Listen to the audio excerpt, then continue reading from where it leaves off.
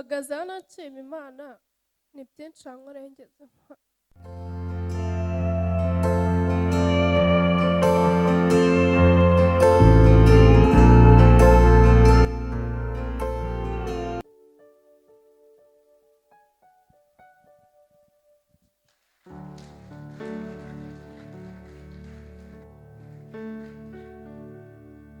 Mu by'ukuri mu minsi nako bimaze igihe kirekire naryaga ibintu bitaribwa,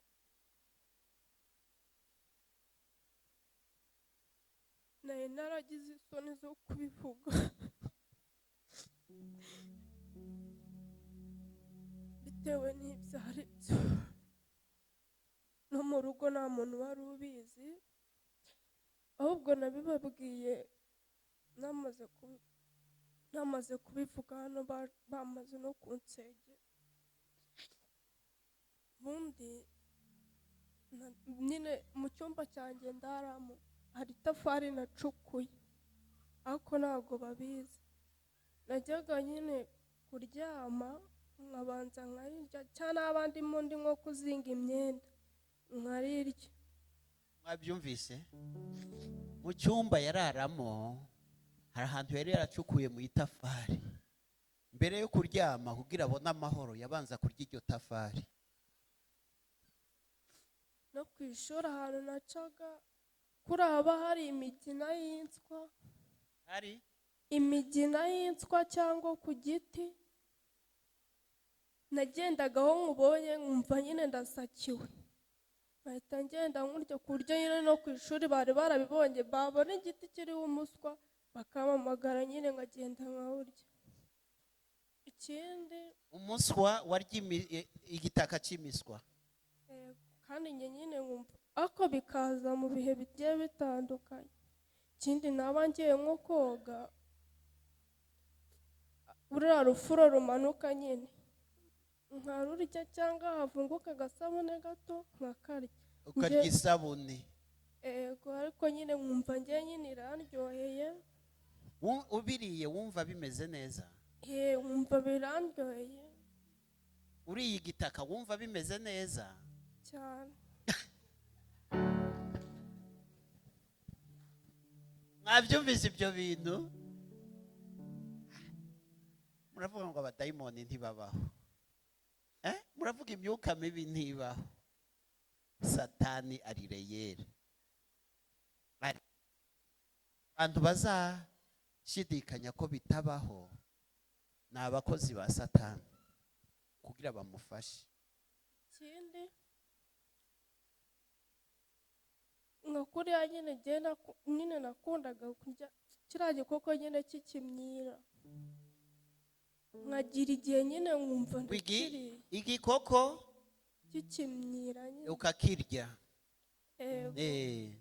noneho umuntu yambona yabimbwira nkamugira umusazi nkavuga turambeshyira njye ntabwo ndya ibimyira. Yesu ashimwe, Yesu ashimwe. Ahantu hari Imana nshuti yanjye.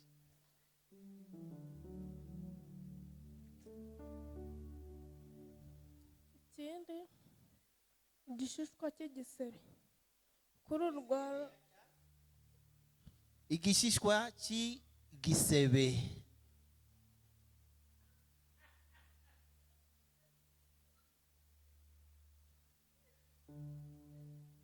ukumva kiraryoshye, nkakomara nyine nkakarya nkumva biryoshye, ukumva bimeze neza.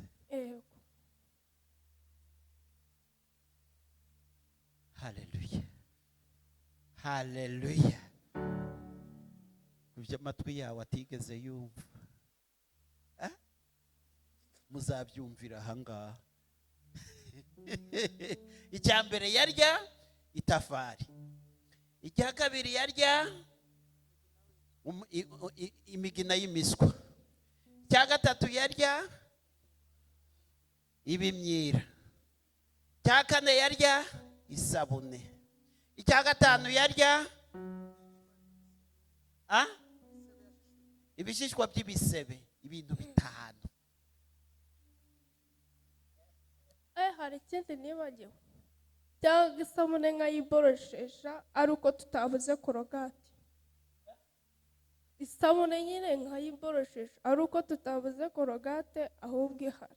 Umva, korogate yarayifite ariko akumva agomba kuyiborosesha isabune ko niryo rimumerera neza. Yesu ashi. Hanyuma wiborosesheje isabune warakira waramira. Tumwe nyine naratumiraga.